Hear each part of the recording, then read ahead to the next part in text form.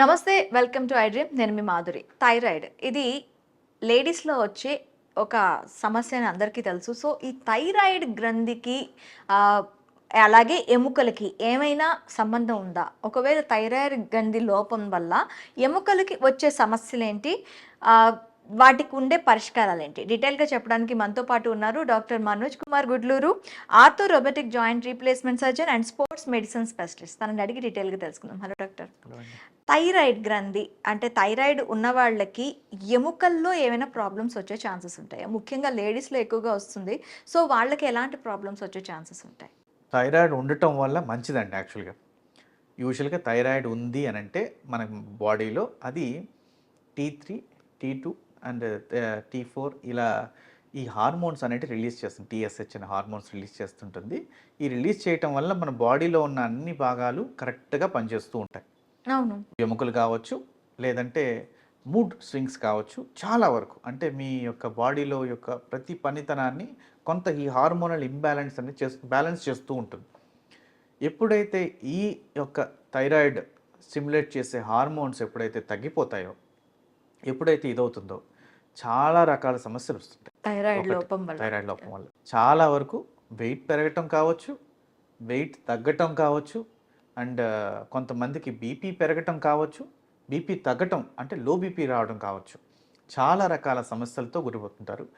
ఇది కాకుండా ఎముక సంబంధించిన సమస్యలు ఎప్పుడైతే హార్మోనల్ ఇంబ్యాలెన్స్ ఉందో ఆటోమేటిక్గా అబ్జార్ప్షన్ అనేది తగ్గిపోతూ ఉంటుంది కడుపులో. గ్యాస్ట్రిక్ ప్రాబ్లమ్స్ అనేవి చాలా ఎక్కువ మందిలో చూస్తుంటాం. ఎప్పుడైతే గ్యాస్ట్రిక్ ప్రాబ్లమ్స్ చూస్తుంటాం, ఎప్పుడైతే అబ్జార్ప్షన్స్ తగ్గిపోతాయో వాళ్ళ ఎముక సాంద్రత అనేది తగ్గిపోతుంటుంది. థైరాయిడ్ ఉన్న వాళ్ళలో చాలా మందిలో మేము అంటే 100కి 100% మేము చూసిన వాళ్ళలో డి విటమిన్ తక్కువగా ఉంటుంది, బోన్ కాల్షియం తక్కువగా ఉంటుంది, సీరం కాల్షియం తక్కువగా ఉంటుంది, అండ్ ఎముక సాంద్రత అంటే ఈ డెక్సా స్కాన్ చేసినా లేదంటే ఈ ఎక్స్రేస్ తీసినా కూడా వాళ్ళ ఎముక చాలా వీక్గా కనిపిస్తుంటుంది. అందుకనే ఎండోక్రైనాలజిస్ట్ యూజువల్గా వాళ్ళు ఈ హార్మోనల్ ఇంబ్యాలెన్స్ వాళ్ళు ఆల్రెడీ ట్యాబ్లెట్ స్టార్ట్ చేసిన తర్వాత మాకు ఆర్థోపెడిక్ రెఫరల్స్ చేస్తుంటారు.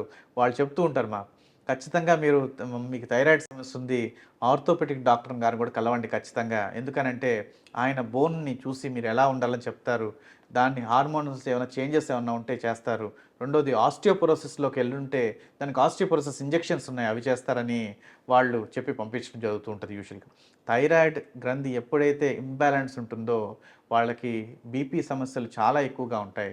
చాలామంది యూజువల్గా ఊరికే కోప్పడుతుంటారు, లేదంటే బరువు పెరిగి అలసట బరువు చాలా పెరుగుతుంటారు. థైరాయిడ్ సమస్య ఉండే వాళ్ళలో చాలామంది ఎక్కువ మంది చూసేవాళ్ళు ఈ బరువు సమస్యలు ఎక్కువ వస్తుంటాయి. ఈ బరువు సమస్యలు ఎక్కువ వచ్చే వాళ్ళలో కూడా మోకాళ్ళ సమస్యలు, మోకాళ్ళ మీద పడే ఇబ్బంది, మోకాళ్ళ మీద పడే భారం లేదా స్పైన్ మీద పడే భారం ఎక్కువగా ఉంటుంది. ఇది రెండో సమస్య థైరాయిడ్ వచ్చిన వాళ్ళకి. ఇది రెండో సమస్య ఫర్ ఆర్థోపెడిక్ ఇష్యూస్తో మా దగ్గరకు వచ్చేవాళ్ళు చూసేవాళ్ళు. సో ఇప్పుడైనా కూడా థైరాయిడ్ హార్మోన్స్ అనేటివి రెగ్యులర్గా వాళ్ళు ట్యాబ్లెట్స్ ఇచ్చేదాన్ని బట్టి దాని మోతాదు తగ్గట్టుగా, ఇంతకు ముందు రోజుల్లో ఒకే టైప్ ఆఫ్ ట్యాబ్లెట్స్ ఉండేటివి, దానికి తగ్గట్టుగా ఈ 50 100 వేసుకునేవాళ్ళు ఇప్పుడు వెయిట్కి తగ్గట్టుగా, బాడీకి తగ్గట్టుగా ఈ 37.5 అని లేదా 12.5 అని ఇంకా తగ్గించి మోతాదులో ఇవ్వటం కూడా జరుగుతుంది, పెంచి కూడా ఇవ్వడం జరుగుతుంది. అకార్డింగ్ టు యువర్ థైరాయిడ్ సమస్యను బట్టి ఈ హార్మోనల్ ట్యాబ్లెట్స్ ఇవ్వడం జరుగుతుంది. దీన్ని ఇవ్వటం వల్ల చాలా వరకు వాళ్ళు ఈ మోకాళ్ళ సమస్యలు కానీ, అరుగుదల సమస్యలు కానీ, లేదా ఈ ఆస్టియోపోరోసిస్ సమస్యల నుంచి చాలా వరకు వాళ్ళు బయటపడడం జరుగుతుంటుంది యూజువల్గా. కానీ చాలా మందిలో అంటే ఫీమేల్స్లో చూస్తున్నాం, ఎక్కువ మందిలో ఈ అధిక వెయిట్ పెరగటం వల్ల వాళ్ళకు వచ్చే జాయింట్ ప్రాబ్లమ్స్ వల్ల ఎర్లీగా ఆర్థరైటిస్ రావడం, ఎర్లీగా నీ రీప్లేస్మెంట్కి రావటం కూడా ఈ థైరాయిడ్ సమస్యల వల్ల వచ్చే ప్రాబ్లమ్స్ వాళ్ళు చూస్తుంటాం.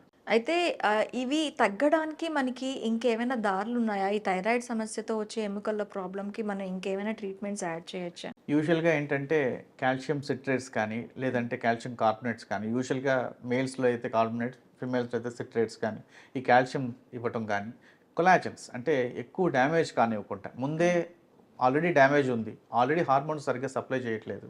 సో ఇలాంటి సమస్యలు ఉండే వాళ్ళకి హార్మోనల్ ఇంబ్యాలెన్స్ ఖచ్చితంగా బ్యాలెన్స్ చేసుకోవడం చేయమని చెప్తాం. ప్లస్ మా తరపున యాక్చువల్గా ఈ కాల్షియం సప్లిమెంట్స్ కావచ్చు, లేదా వీళ్ళకి కొంచెం స్ట్రెంథనింగ్ ఎక్సర్సైజెస్ మూడ్ స్వింగ్స్ రాకుండా ఈ స్ట్రెంథనింగ్ కానీ, కొంత ఎక్సర్సైజెస్లోకి వెళ్ళటం కానీ, యోగాలోకి వెళ్ళటం కానీ, దీని స్ట్రెచెస్, బాడీ స్ట్రెచెస్ చేసుకొని ఉంచడం కానీ, బాడీ సపుల్గా ఉంచడం, అంటే జాయింట్ స్టిఫ్నెస్ అనేది ఎక్కువగా ఈ థైరాయిడ్ సమస్యలో చూస్తుంటాం. వాళ్ళ కోసం అని ఈ స్ట్రెచెస్ కానీ, స్టిఫ్నెస్ కానీ రిలాక్స్ చేయమంటాం యాక్చువల్గా. వీళ్ళకి కొలాజన్స్ అనేటివి ఇస్తుంటాం యాక్చువల్గా. జాయింట్ డ్యామేజ్ అయిన వాళ్ళకి కొలాజన్స్ అనేటివి ఇస్తుంటాం. ప్లస్ ఈ ఆస్టియోపోరోసిస్ ఇంజెక్షన్స్ అనేటివి యూజువల్గా సజెస్ట్ చేస్తుంటాం. వాళ్ళకి దానివల్ల చాలా వరకు వాళ్ళు బెనిఫిట్ అవుతుంటారు. ఎండలో కాసేపు కూర్చోవాలని చెప్తుంటాం. విటమిన్ డి అనేది కూడా ఇవ్వటం జరుగుతూ ఉంటుంది. Okay okay doctor, thank you very much.